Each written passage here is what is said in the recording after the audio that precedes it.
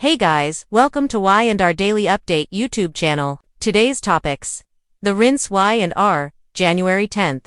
Michael and Nikki decide to outsmart Victor instead of fighting him. Michael and Nikki shift from confrontation to strategy, quietly reshaping the war for Jabba behind Victor's back. In the January 10th episode of The Young and the Restless, Michael and Nikki realized that trying to rein Victor in directly was no longer productive and shifted their focus to quietly neutralizing the weapon he was using against Jack and Jabba.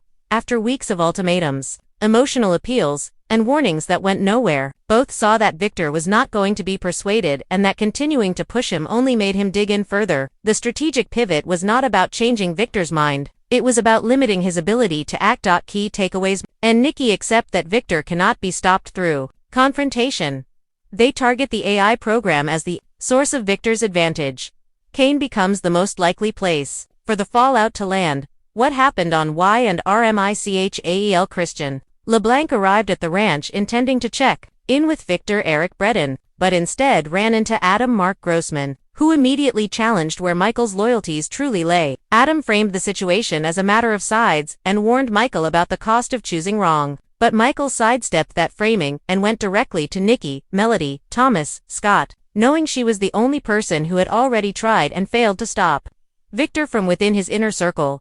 Nikki admitted that her ultimatum and her decision to walk out on Victor had not changed anything. Victor remained committed to destroying Jack and Jabba, and his fixation had only intensified. That was when Michael laid out an alternative approach. If they could not change Victor's behavior, they could remove the tool enabling it. The AI program had become Victor's primary leverage, giving him speed, reach, and plausible deniability. Taking that away would slow him down without triggering a direct confrontation. Michael proposed that they quietly get control of the AI and arrange for Victor to believe Kane Billy Flynn was responsible for its disappearance. Kane had been the one to bring the technology into Victor's orbit, making him a believable culprit and a convenient outlet for Victor's anger. Nikki understood the risk, but she also understood the logic, and she agreed. Why it matters: Victor's power in this conflict is not just his authority, it is his ability to act quickly and invisibly through the AI. By shifting their focus from Victor himself to the system he is using, Michael and Nikki reframed the conflict in a way that plays to their strengths rather than his. Instead of meeting force with force, they chose misdirection, which is one of the few strategies that has ever worked against Victor. This approach also allows both of them to protect relationships that still matter to them. Nikki does not have to openly betray her husband, and Michael does not have to publicly turn against his client and friend. They can intervene without declaring war, which is crucial in a family and corporate ecosystem where alliances overlap and betrayals echo for years. The fallout: the conflict around Jabba quietly shifts from a public power struggle into a behind-the-scenes manipulation of information and blame. Victor continues to believe he is winning. Jack Peter Bergman continues preparing for a frontal attack that may never come. And Kane unknowingly becomes the pressure point where consequences are most likely to land. Meanwhile, Michael and Nikki step into the role of silent architects, shaping outcomes without appearing to do so. The war does not end. It becomes less visible, more calculated, and potentially more dangerous, because the people driving it are now the ones no one is watching. Subscribe our channel for more latest update. If there is one immutable truth in The Young and the Restless, it's this: fighting Victor Newman head-on is almost always a losing battle. He thrives on confrontation, he feeds on opposition, and when someone challenges him openly, Victor doesn't just respond, he annihilates. That's why the rinse for January 7th lands with such narrative weight. Instead of charging into another doomed war with Genoa City's most formidable power player, Michael Baldwin and Nikki Newman make a far smarter choice. They decide to outthink Victor rather than outfight him.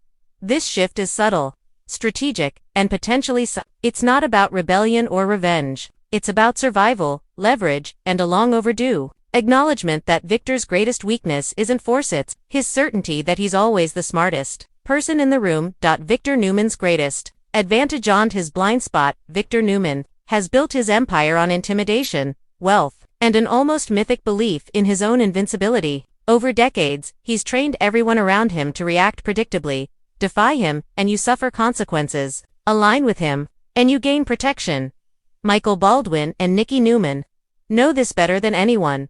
Michael has spent years as Victor's fixer, cleaning up messes, bending the law, and sacrificing pieces of his soul to keep Victor's hands clean. Nikki, meanwhile, has lived beside Victor long enough to understand how his mind works, when his instincts are sharpest, and most importantly when his confidence turns into recklessness. On January 7th, that knowledge becomes their weapon. Why fighting Victor never works. History on Y&R is littered with characters who believed they could take Victor down by force, exposure, or brute strategy. Jack Abbott has tried. Adam has tried. Even Nikki herself has tried in moments of desperation. The outcome is almost always the same. Victor absorbs the blow, he retaliates disproportionately. The challenger pays a lasting price. Victor expects enemies. He prepares for war. What he doesn't prepare for is being quietly outmaneuvered by people he assumes are still under his influence. That's the genius of Michael and Nikki's decision. Michael Baldwin, the man who knows all the rules and how to bend them. Michael is uniquely positioned in this story. As Victor's longtime attorney and confidant, he knows where the bodies are, buried not metaphorically, but legally, strategically, and ethically.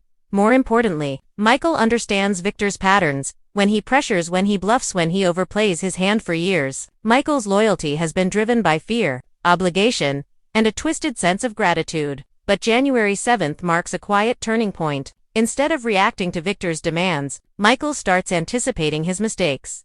That's a dangerous evolution for Victor. Nikki Newman's power has always been underestimated. Michael brings the legal mind. Nikki brings the emotional intelligence. Victor often dismisses Nikki's strategic instincts, assuming her role is to temper his rage rather than challenge his authority. That assumption has always been wrong, but it's also always worked in Nikki's favor. Nikki knows which buttons Victor pushes out of insecurity, which victories matter most to him, which losses he refuses to acknowledge. By choosing to outsmart Victor instead of confronting him, Nikki isn't betraying her husband, she's protecting herself and others from his destructive impulses. And for once, she's doing it without asking permission. Outsmarting Victor is an act of self-preservation. Decision isn't about power for Michael and Nikki. It's about self-preservation. Michael has been stretched to his breaking point, emotionally, morally, and professionally. Nikki has reached a stage in her life where endless conflict with Victor no longer feels romantic or noble. It feels exhausting. By choosing strategy over combat, they're refusing to be collateral damage in Victor's never-ending wars. That choice alone is revolutionary in Victor's world. The subtle rebellion Victor won't see coming. Victor can smell rebellion from a mile away. It looks like rebellion. What he can't detect is compliance. That's actually camouflage. Michael and Nikki aren't staging dramatic confrontations or issuing ultimatums. They're nodding, listening, and appearing cooperative while quietly shifting the board beneath Victor's feet. That's what makes this move so effective. Victor expects resistance. He does not expect redirection. Why? This dynamic shift matters long-term. This storyline isn't just about January 7th, it's about redefining the power structure around Victor Newman. For decades, Victor has been the immovable center of Genoa City. Everyone else reacts to him. Michael and Nikki's choice threatens that dynamic by doing something radical. They stop reacting. Instead, they control information. Delay out. Victor reveal his own vulnerabilities. That changes everything. Victor's confidence may be his undoing. Victor's greatest flaw has always been his belief that loyalty is permanent, and fear is sufficient. He believes Michael will always clean up after him. Nikki will always stand beside him. His authority is unquestionable. Michael and Nikki's quiet alliance exploits that belief. As Victor grows more confident, more convinced he's winning, he may fail to notice that the ground beneath him is shifting. And Victor Newman is at his most dangerous when cornered, but also at his most careless when assured. Michael's moral reckoning finally has teeth. Michael has wrestled with his conscience for years, often acknowledging Victor's excesses while continuing to enable them. The January 7th rinse suggests something new. Action, not grandstanding, confession, but course correction. Michael choosing to outsmart Victor is his way of reclaiming agency without detonating his own life. It's a lawyer's solution to a moral problem, and it feels truer to Michael than any dramatic resignation ever could. Nikki's evolution continues. Nikki has spent much of her arc oscillating between strength and sacrifice. This move suggests she's finally integrating both.